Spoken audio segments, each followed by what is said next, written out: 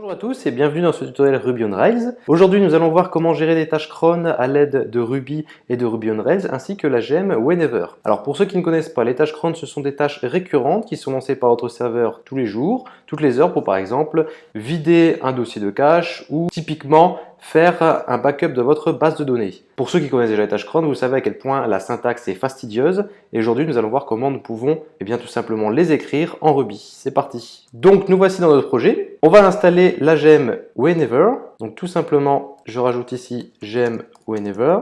Comme d'habitude, je sauvegarde, je lance la commande bundle. Voilà. On va utiliser la commande wheneverize. On va dire point pour lui indiquer le dossier courant. Cette commande a pour effet de créer un fichier schedule dans le dossier config. On ouvre ce fichier et tout simplement, on voit ici notre petit fichier schedule, ce qui nous propose déjà un petit exemple. Donc le principe d'une tâche cron, c'est qu'elle doit se lancer à intervalles réguliers. Donc par exemple, nous pour format code, on a une tâche cron qui dit tout simplement que tous les jours, je veux lancer la tâche rake en silent sitemap de .refresh. Donc tous les jours, on remet à jour notre sitemap. D'ailleurs, si ça vous intéresse de savoir comment générer les sitemaps via Rails, n'hésitez pas à laisser un commentaire sous la vidéo. Alors bien sûr, il y a beaucoup d'autres syntaxes possibles. On peut dire par exemple every 3 hours do something else. On peut très bien avoir aussi every 3 months. On peut avoir aussi au reboot. Ça, c'est une clé que j'aime bien. Donc, à chaque reboot du serveur, on va pouvoir relancer quelque chose. Every day, every month, every year. Donc, il y a vraiment énormément de possibilités. Et là, on peut vraiment lancer ce qu'on veut. Donc, typiquement, ça va être des tâches rake.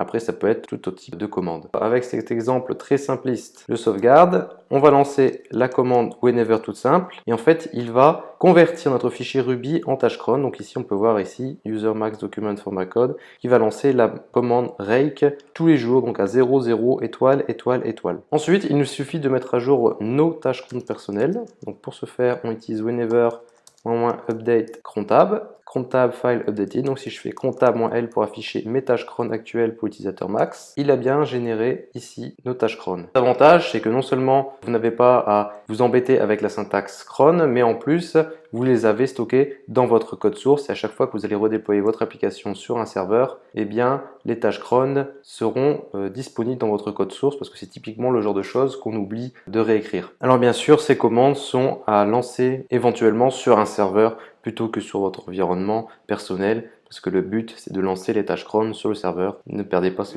Je vous conseille d'aller jeter un petit coup d'œil sur le tutoriel. Je donne une petite astuce pour utiliser Whenever avec Capistrano qui va se charger de relancer cette mise à jour des tâches cron à chaque déploiement de serveur. C'est tout pour ce tutoriel. Si cela vous a plu, n'hésitez pas à laisser un commentaire ou à lâcher un petit pouce bleu sous la vidéo et je vous dis à bientôt.